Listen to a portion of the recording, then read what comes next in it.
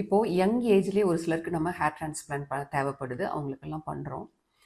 இப்போ இந்த பேஷண்ட்ஸ்க்கெல்லாம் ஒரு வேளை செகண்ட் சிட்டிங் ஹேர் டிரான்ஸ்பிளான்ட் தேவைப்படுமா? அதாவது இப்போ ஒரு 30 இயர்ஸ் 35 இயர்ஸில் பண்ணுறோம் அப்படின்னா நம்ம வந்து ஒரு 50 இயர்ஸில் மறுபடியும் ஹேர் டிரான்ஸ்பிளான்ட் தேவைப்படுமா அப்படின்னு கேட்குறாங்க. இப்போ யூஸ்வலாக பார்த்தீங்கன்னா நம்மளுக்கு வந்து ஃப்ரண்ட்டில் இருக்கிற ஹேர்ஸ் எல்லாம் வந்து ஹார்மோனுக்கு ரெஸ்பாண்ட் பண்ணும். அதனால தான் வந்து நம்மளுக்கு வந்து பால்னஸ் ஃப்ரண்ட்டில் வருது. பேக்கில் இருக்கிற ஹேர்ஸ் எல்லாம் வந்து ஹார்மோனுக்கு அவ்வளோவா ரெஸ்பாண்ட் பண்ணாது. அதனால தான் வந்து அந்த ஹேர்ஸ் எல்லாம் ஸ்ட்ராங்காக விழாமல் ரொம்ப நாளைக்கு இருக்குது. இப்போ நம்ம அந்த பின்னாடி இருக்கிற ஹேர்ஸை எடுத்து தான் அந்த ஸ்ட்ராங்கான ஹேர்ஸை எடுத்து தான் முன்னாடி நம்ம ஹேர் டிரான்ஸ்பிளான்ட் பண்ணி கொடுக்குறோம். இப்போது யங் ஏஜ்லேயே இவங்களுக்கு வந்து ஃப்ரண்ட்டில் வந்து பால்னஸ் வருது அப்படின்னா ஃப்யூச்சர்லேயும் அவங்களுக்கு இன்னும் திருப்பி பால்னஸ் வர்றதுக்கு வாய்ப்பு இருக்குது. அந்த பால்னஸ் வந்து இன்க்ரீஸ் ஆகிறதுக்கு வாய்ப்பு இருக்குது.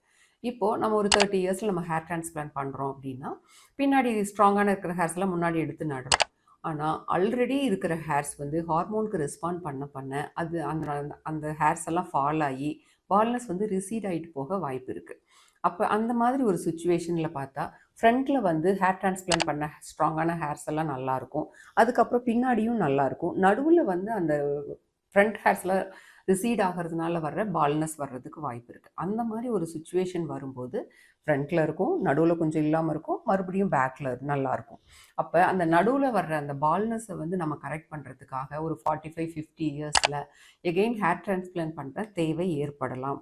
இதை வந்து நம்ம ஹேர் டிரான்ஸ்பிளான்ட் பண்ணும்போதே பேஷண்ட்டுக்கு நல்லா எக்ஸ்பிளைன் பண்ணிவிட்டு அப்போ தான் வந்து அவங்களுக்கு அந்த ஒரு அவேர்னஸ் இருக்கும். ப்ளஸ் வந்து ஃபஸ்ட் டைம் அந்த யங் ஏஜில் பண்ணும்போதே ரொம்ப ஃப்ராண்டல் ஹேர்லைனை கீழே இறக்கக்கூடாது. அதுவும் வந்து டேஞ்சர்.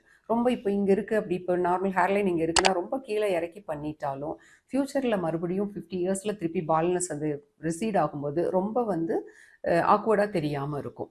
அதனால் ஃப்ராண்டல் ஹேர்லைனை ரொம்ப கீழே இறக்கியும் பண்ணக்கூடாது யங் இண்டிவிஜுவலில் நம்ம ஹேர் டிரான்ஸ்பிளான்ட் பண்ணும்போது.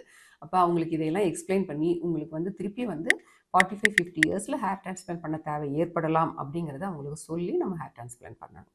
தேங்க்யூ.